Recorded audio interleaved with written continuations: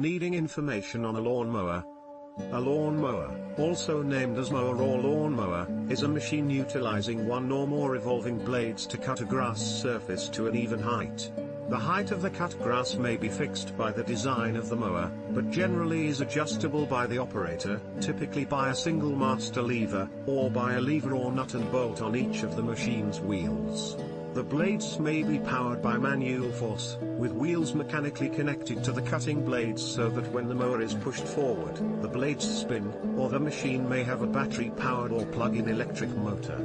The most common self-contained power source for lawnmowers is a small, typically one-cylinder, internal combustion engine. Smaller mowers often lack any form of propulsion, requiring human power to move over a surface. Walk-behind mowers are self-propelled, requiring a human only to walk behind and guide them.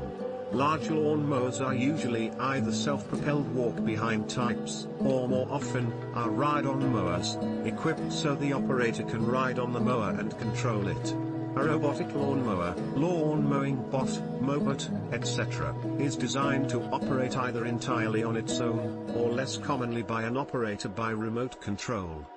Get in touch with us as soon as possible for more information on a lawnmower.